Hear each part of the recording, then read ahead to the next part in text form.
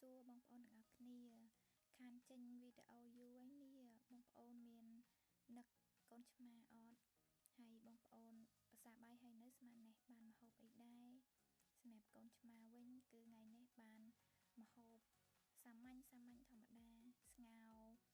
ប្រហិតត្រីជាមួយនឹងស្ពៃកញ្ញាហើយសម្រាប់ពិធីស្លក៏អត់មានអីពិសេសដែរបងប្អូនដូចតាបងប្អូនស្លស្ងោរទូទៅនៅតាមផ្ទះដែរហ្នឹងហើយសម្រាប់ថ្ងៃនេះដែលធ្វើស្ងោរប្រហិតត្រីហ្នឹងដោយសារតែចង់ប្លែករសជាតិម្ដងរាល់ដងចូលចិត្តតែរសជាតិបែប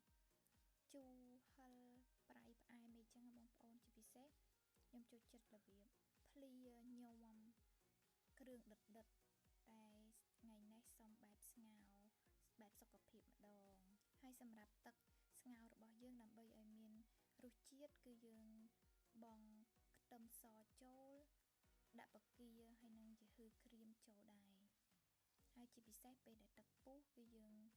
ដាក់ដុំស៊ុបខ្នុរចូលចំនួន2ដងសម្រាប់ស្ពៃកញ្ញានេះវិញខ្ញុំទិញតាមអមគាត់លក់តាមកញ្ឆេងគាត់ដុបកញ្ឆេងលក់បងប្អូនមួយដុំដូចជា1000មានអីមានរសជាតិឆ្ងាញ់របស់គាត់ដែរតានិយាយរួមទៅនៅពេញប្រវាហៅបន្លែដែលធម្មជាតិដល់បងប្អូនអើយហើយបងប្អូន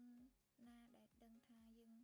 ទិញបន្លែធម្មជាតិអីនៅណាហើយមានតម្លៃសមរម្យអីចាំជួយប្រាប់ផងភាគច្រើនបើបានទៅផ្សារជួបអមចាស់គាត់ដាក់កញ្ឆេងលក់អីហ្នឹងបានទិញហើយបានសួរគាត់ទៅគាត់ថាគាត់ដើរ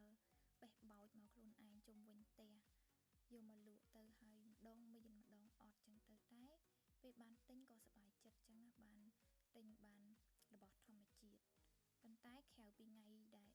ទៅផ្សារអត់បានជួបពួកគាត់ហ្នឹងគឺយើងទិញបន្លែសាច់តាមកន្លែងទូទៅដូចមានអារម្មណ៍ថារៀងអត់សូវសុវត្ថិភាពប៉ុន្តែដូចកិច្ចអត់បានអត់ដឹងថាទៅទិញកន្លែងណានិយាយទៅគ្រឿងហូបចុករាល់ថ្ងៃនេះគឺពិបាកមែនតើ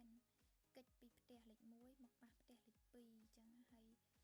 សិតតែរបស់ដែលជាតិគីមីអញ្ចឹងបងប្អូនខ្មែរយើងមានតែរួបរวมគ្នាដើម្បីផលិតហើយនឹងដាំដំណាំហើយគ្រឿងកសិកម្មអីហ្នឹងឲ្យបាន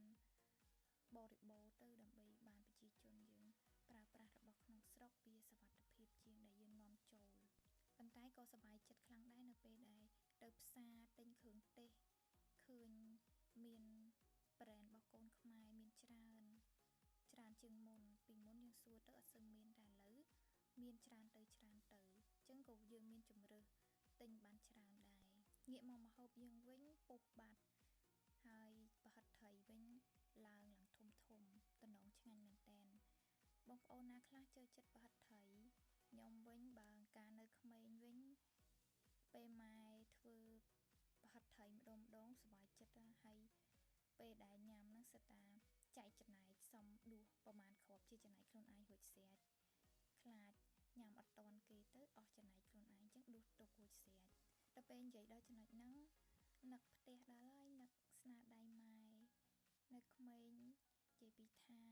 ស្នាដៃម៉ែឲ្យលេខ1ហ្មងម្ហូបអីក៏ឆ្ងាញ់ញ៉ាំអីក៏ឆ្ងាញ់ពីមុនម៉ែខ្ញុំគឺជាចុងភៅឯករបស់ខ្ញុំឥឡូវខ្ញុំក្លាយជាចុងភៅឯកសម្រាប់ប្តីរបស់ខ្ញុំដែរវីដេអូមានតែប៉ុណ្្នឹងឯងបងប្អូនបាយ